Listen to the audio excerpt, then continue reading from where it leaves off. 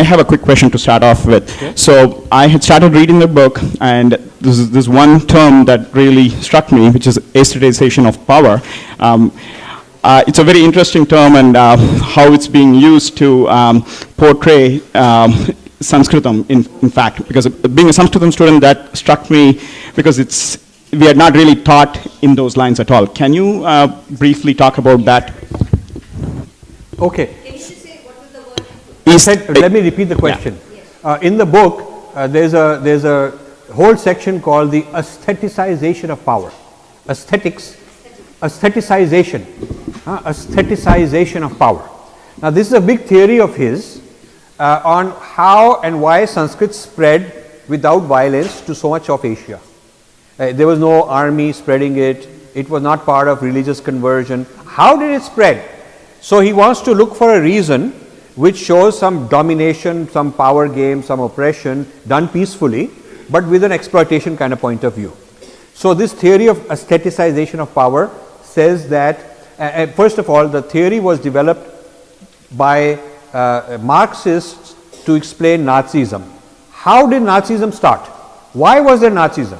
You know, according to Marxism, when the poor people, when the proletariat are poor, when the masses are poor, they will have a revolution and overthrow the elite.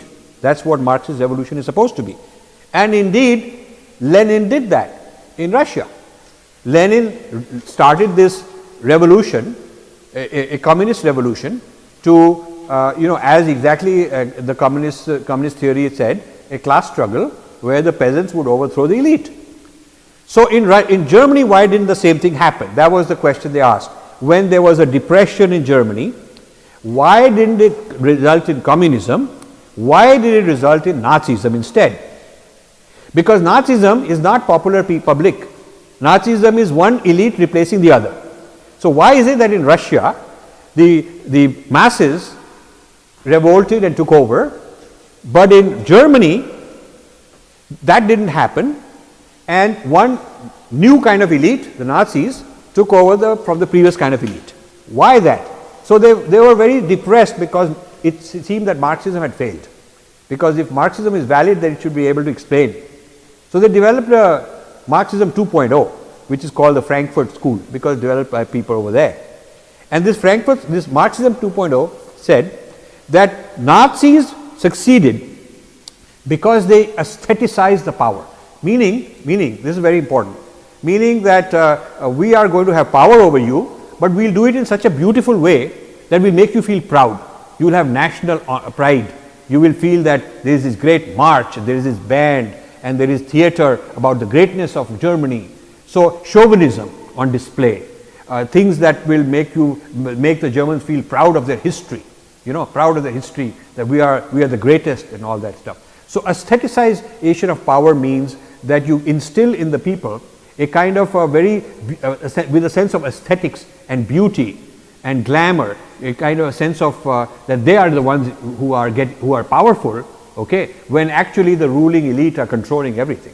So it's a way to deceive people by giving them a false sense of power and hope, so they don't revolt against you even if they're hungry.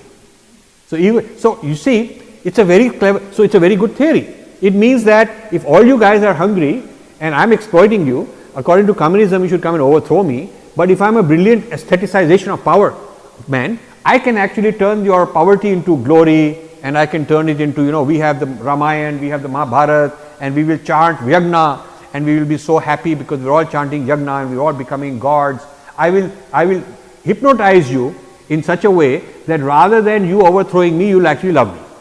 So Pollock took this theory, which had been built to show why Nazism succeeded, and he applied it to the success of Sanskrit. This is a very brilliant man, because he came up with he adapted one theory for a different context. Okay, and his book, The Language of the Gods, most of it is on this theory of how Sanskrit was the language where the king could do this yagna and impress everybody.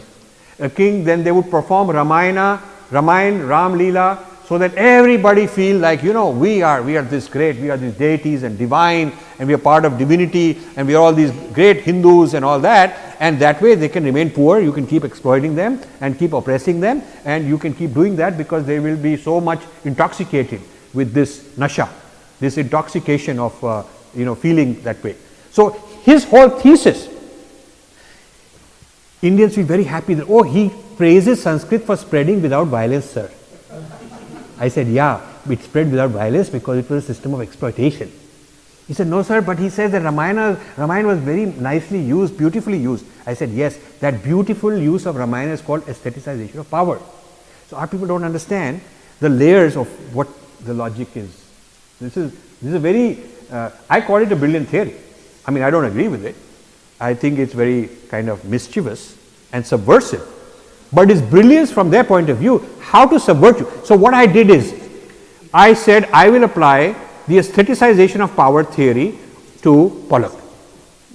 Okay, so I have a section here saying reversing the gaze on Pollock, because he says aestheticization of power means that you have a narrative which suits you, but the people are going to like it as if it suits them. That's one requirement. Second is, the Brahmin is the intellectual, but he is funded and sponsored by the king to do all this. And the third is that after doing all this, it's the king who keeps his power. So I said you got all three ingredients, because you got this narrative of the Indian left and the exploitation and whatnot, and you have sold it to the people, a lot of people in India, that this is the narrative for liberation of India.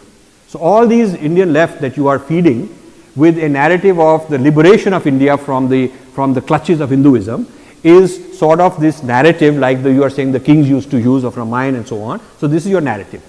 Second, Murti is funding you like you are saying the Raja used to fund the Brahmins. So you are the new Brahmin who is getting this funding, and Murti and these people are the new, like the Rajas, they are funding you. Third, in exchange for doing all this work, you are bringing glory to the Murtis. They can sit on this this particular, kind of whatever you want to call it, a board here and a whatever deal over there. They can get more elitist, more prestigious and so on. So this nexus between the Raja and the Brahmin as the intellectual is now the nexus between the funding source, the Indian who is funding you, and you as the intellectual.